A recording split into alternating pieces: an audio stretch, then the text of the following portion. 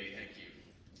I tell you, Senator Cruz, again, heard Congressman Buck talk about it. He is absolutely one of my heroes. Just gonna pull this off.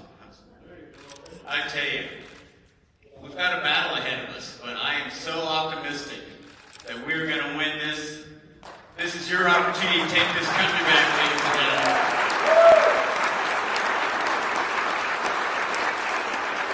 We already know what's happening out there. There are so many people in the media that are trying to dictate the course of this election. And I remember when we started this campaign back in January 2015, we started early because we specifically wanted to go around and talk to so many people. And we've cried with people, we've hugged them, we've looked them in the eyes. And there are so many people that want us to stand up and fight and use our voice to say enough is enough. Now is the time to take back this country, and that's exactly what's going to happen.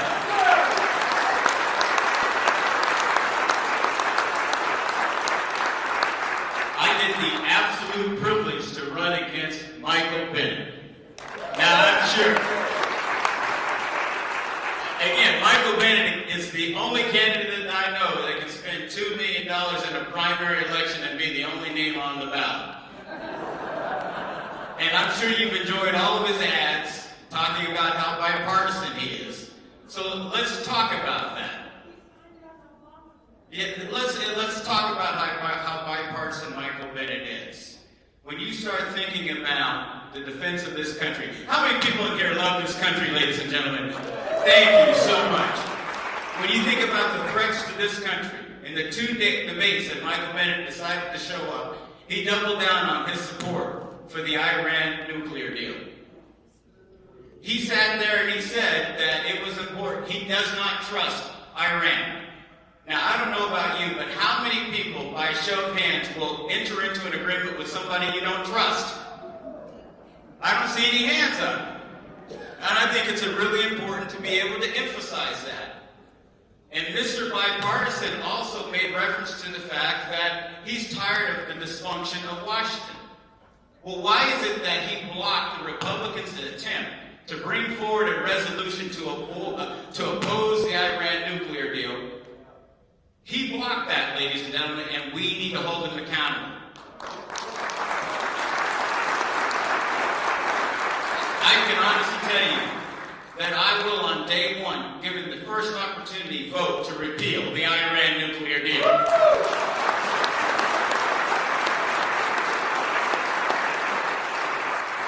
Now, let's talk about the Affordable Care Act. Now, I hope you've been listening to the talking points and how they've changed coming from the administration now. Because remember, you were supposed to be able to keep your doctor and your insurance premiums were going to go down. Do we all remember that? It's amazing now how the talking points are. We understand there are problems with the health insurance industry, ladies and gentlemen. But we need a fix. And both Hillary Clinton and Michael Bennett, their idea of a fix is more government. They want to add more to it. They want a government bailout of that. That should concern each and every one of you. I tell you, my heart breaks traveling across the state with so many families that are looking at a 20 to 40% premium increase. That pain is real, ladies and gentlemen. Michael Bennett must be held accountable, and Hillary Clinton can't get anywhere near the White House.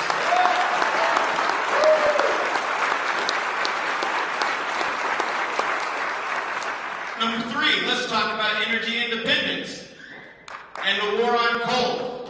We already heard how Hillary Clinton and Michael Bennett feel about that. We're sitting here, I came from Delta County, lost over 1,200 jobs. Think about living out there, relying on that industry, having to absorb that cost on top of a 20 to 40% premium increase. That should concern each and every one of us, ladies and gentlemen. We need to vote no. We need to make sure that Hillary Clinton and Michael Bennett understand the importance of energy independence here in Colorado. We must stand firm and vote against them, ladies and gentlemen.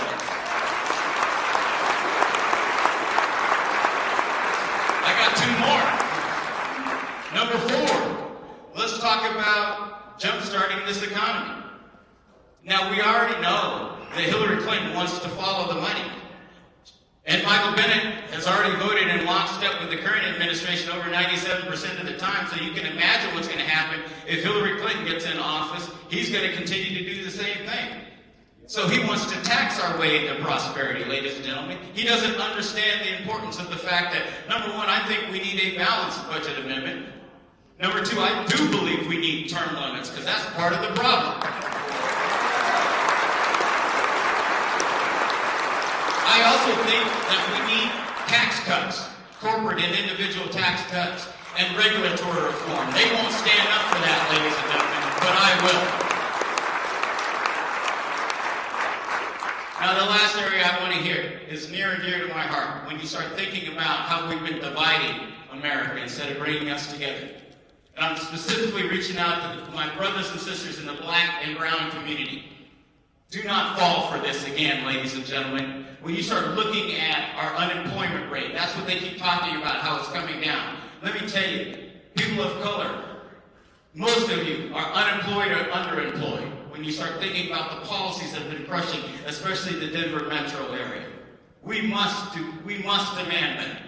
We must understand that we must come together and bring community leaders, law enforcement, and policymakers together to address the real concerns and really highlight the fact that the people that you've been voting for have been trying to keep you down, and enough is enough. We must truly address criminal justice reform and sex trafficking issues. Freedom and liberty rest within the Republican Party, ladies and gentlemen. Stop voting for Democrats just because of your used to doing it.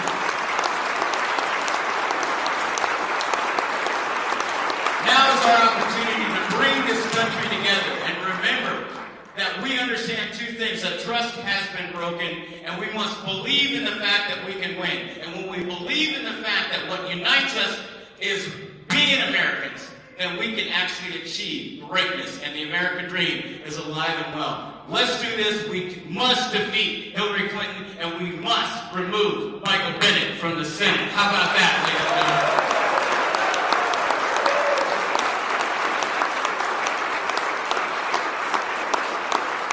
So in closing, I'm going to bring up Darryl Glenn. He's going to be able to bring forward a true hero, a true American hero. And I want you to leave here today understanding the fact that this is your country. Let's think about that next generation. We've got a lot of work to do, but we're going to win. I'm looking at each and every one of you. I'm thinking about that generation, my mom, when you start thinking about Social Security. It's not an entitlement. That's an earned benefit, ladies and gentlemen. We're going to fight for that, too.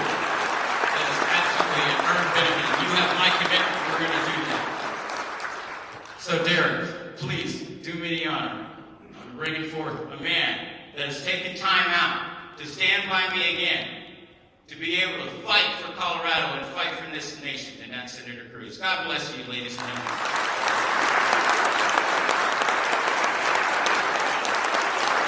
There goes